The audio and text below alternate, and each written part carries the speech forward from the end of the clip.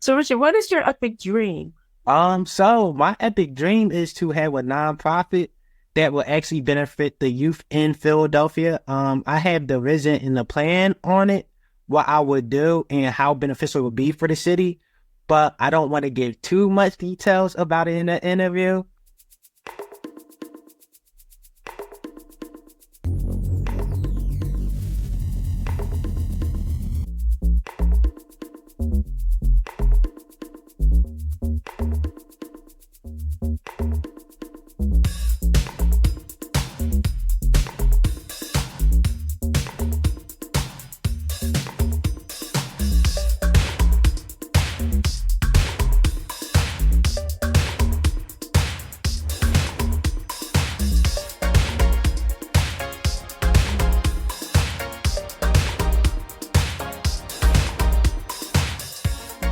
Hi, and welcome to another edition of King Crush Thursday, the series where we highlight and uplift Black men, because frankly, not too many people are doing it.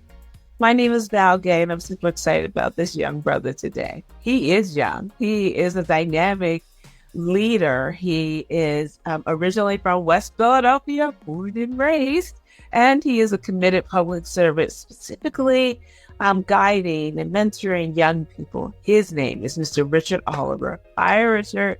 Hi, how are you? I'm good, thank you. How are you? I'm good. Thank you for having me. I had so Awesome. much about these series, and I'm lucky to be a part of it. Well, we are so fortunate to have you join us, and we're so happy that you're here today. So thank you so much. And through this series, our goal is really to bust open the very myopic portrayal, myopic depiction of Black manhood.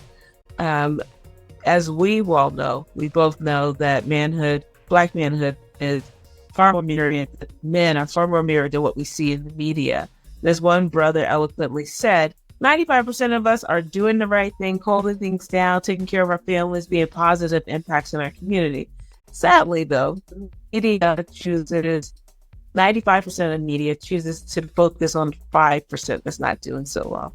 And so we want to kind of shift that ratio because ultimately the love for young teen who may or may not have positive Black male role models to come to this repository, see these same 6 questions answered by well over 100 men now, and find guidance there. And then for the rest of us who are neither male or even Black, for us to look and hopefully have our minds expanded so that together we all can shift this narrative and you, my brother, can walk in your full humanity. And so I'm so grateful that you are here. And I'm going to get started on the first question, which is, what does manhood mean to you? Okay, so manhood to me is someone who is determined and motivated to be a provider and supporter for their family, despite all the different adversities that a young Black person may go through, or even a Black man in general will go through in this world. With that, manhood is also someone who, to me, possesses like a true leadership skills and think of multiple steps ahead while having a plan. Like you should always have multiple plans because you can have a plan A, but plan A may not always be 100% for you, and you will need to learn how to pivot on your foot to keep being steps ahead of everybody else. And then I would also say it would be what I see now is how someone react to a situation. Like when something may go left, do you sit there and like fix it, or you just move forward or stay stuck on it? So I see like with the different situations you could see with like the violence that going on, some young men are quick to think instead of thinking everything through.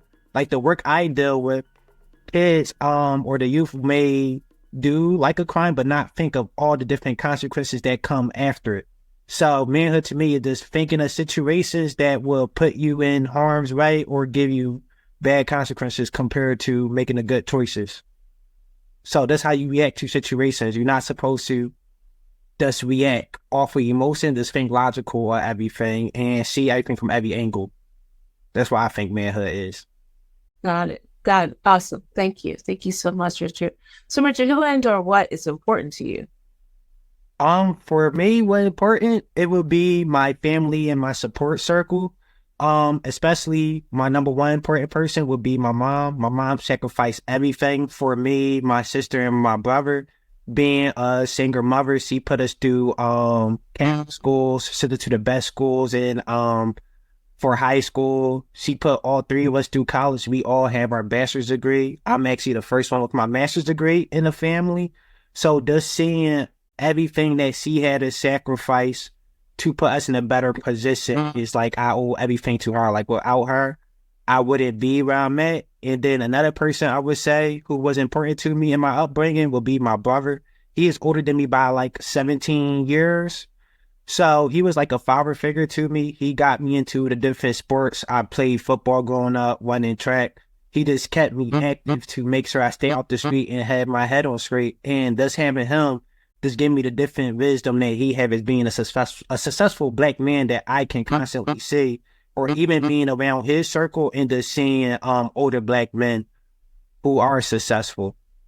And then last but not least, it would be my support circle. I had many people who took a liking to me and saw the greatness in me that I may not have seen for myself and just mentor me and just keep pushing me better and just keep me on my toes. Like they will always call me, make sure I'm doing the right thing. If I have any questions, just ask. So I really had like a big support circle, but my most important would be my mom and brother for my upbringing. That's beautiful. That's really beautiful. Awesome. Excellent. Thank you. So, Richard, how do you want us to see you?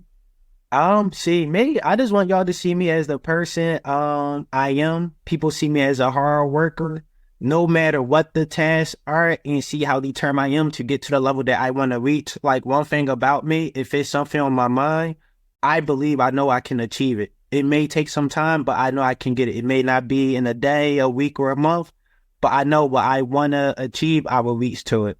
So, and it will also be like just known to being a genuine person and help anybody who want to be successful and want more for themselves in life. Because again, people took a liking to me and they didn't have to do that as helping a young black kid. They could have just let me go to the race side, but they saw something good in me and want me to be better. So that's how I want to see. Like, I just always want to help the next person. If you put in your foot forward, like I had a couple mentees underneath me who will come to me like after I talk to them or something, like I want you to like help me in life. I want to get to where you at. So I'm always open to helping, just being genuine, just treat people with respect, how you would want to be treated. That's how my mom taught me.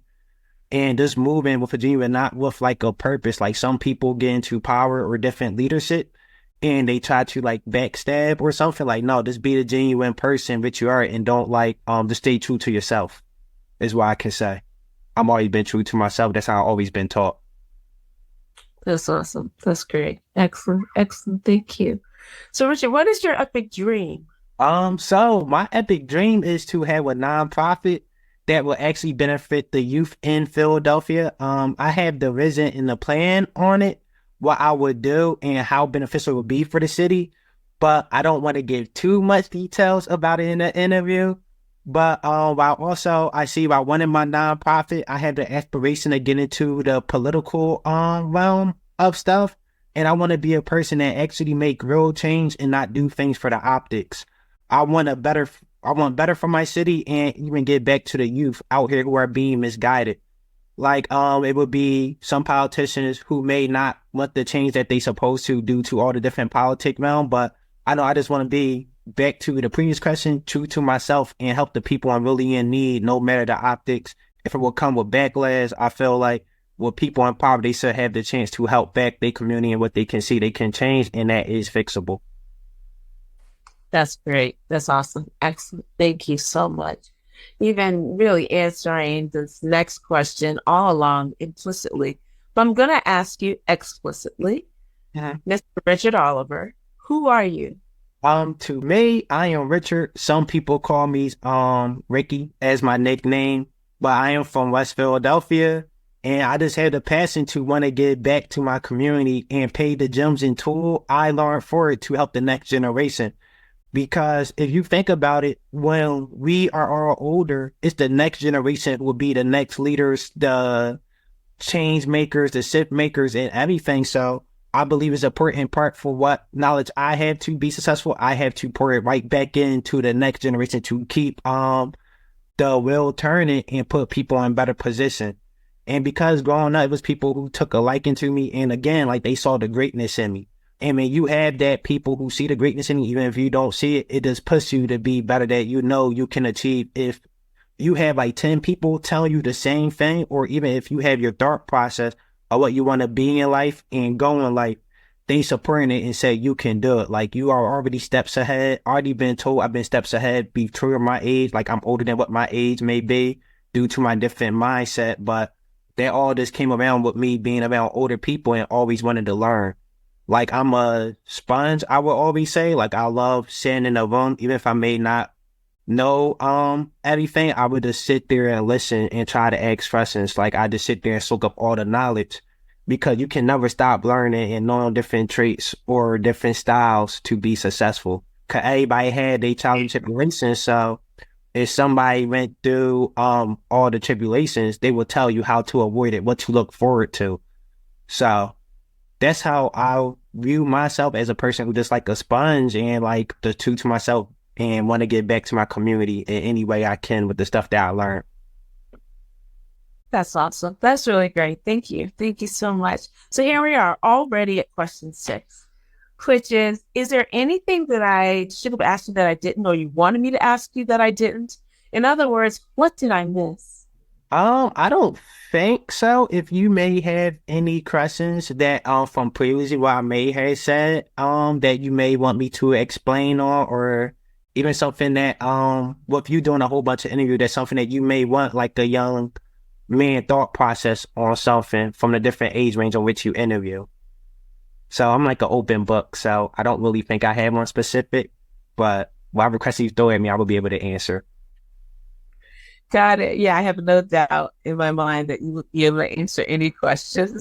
I decided to limit the questions to the same questions for everyone so that we can compare and contrast. And like I said from the beginning, for a young king to explore different concepts from multiple perspectives is another way of putting this is that we're creating through this repository mentoring from afar, right? And so a young king comes in, they read your or they see your interview, they hear it or they read it, and it's like, oh, that's interesting. And they see what you do, right? And it's like, oh, that's interesting. And so now they have a mindset of someone who's in that community-centered space, who's educated, comes from the community, who is educated and who gives back to the community. Those answers help to create a larger picture versus someone else who may still be as committed to the community, but they do it in a different way,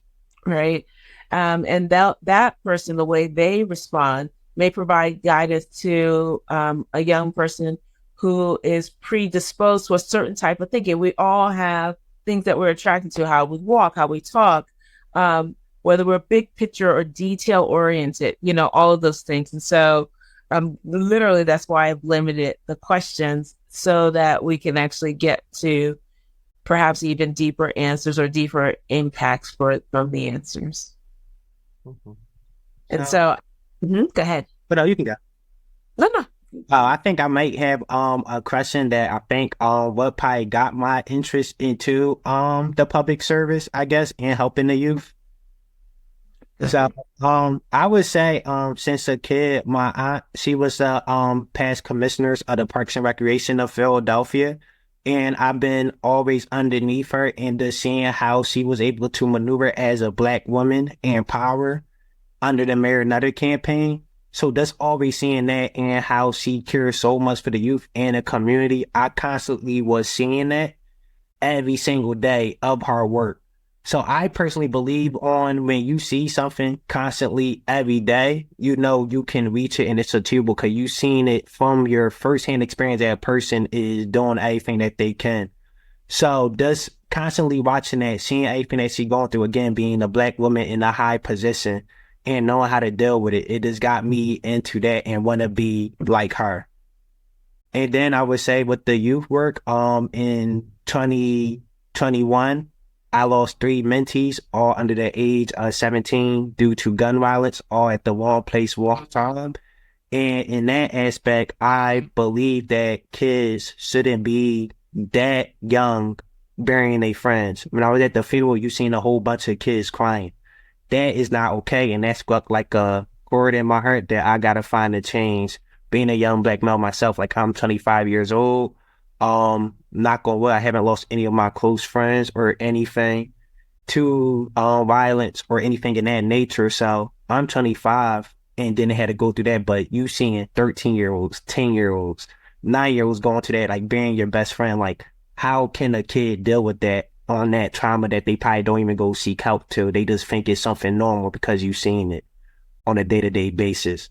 So I just want me to come in and just like change that impact, change that guidance, and like no matter your circumstances or environment, you can become successful. Like I come from an environment where they would probably say West Philadelphia is violence. They call it the Wild Wild West, but I'm proving them stereotypes wrong and being successful and giving back to my community to help the next generation. That is really beautiful. That is so beautiful. And that's one of the reasons why you are here as a part of this, right? Because your existence is myth busting. It changes the narrative. And when, like you said, I love what you said about when young people see something in close proximity and they see it consistently, then it's like, oh, well, I could do that. Well, of course I could do that. I've seen it happen before, right? And so for all the young people who see you on a daily basis, I honor you, my king. I pray that your epic dream that you want very wisely didn't share here yet, that it does come true, and that and actually there's another brother who we have featured who does helps people set up their nonprofits. I'm going to connect you to him. Thank you. We absolutely, so we can make sure that this happens, because we all need your epic dream to come true, whatever it is. We need it to come true. And so super proud of you. And I'm just so grateful that you were here today. Thank you so much for being here. Thank you for having this space. This means so much, especially for all the different people who will see and get to pick up the different gems from many people that they drop. So thank you for doing all this work and keep it going. Absolutely. Thank you so much. And stay right there, because I want to thank the audience. I hope that you enjoyed this conversation as much as I did. And if there's a positive and successful Black man in your life that you want to see highlighted in this forum, please click the link below or in my bio, fill out the nomination form, and we'll take it from there. We are well over 100 positive and successful Black men. Success does not mean what someone does for a living. I really don't care as long as it's legal and it's not hurting anybody, because just because it's legal doesn't mean you're not hurting somebody. So you got to not be hurting people, also known as helping people. And two, it has to be legal. Those are the brothers we also want to contribute to this repository, because there are more of those types of brothers out there than we will probably ever know. And we want to shed the light and change this narrative.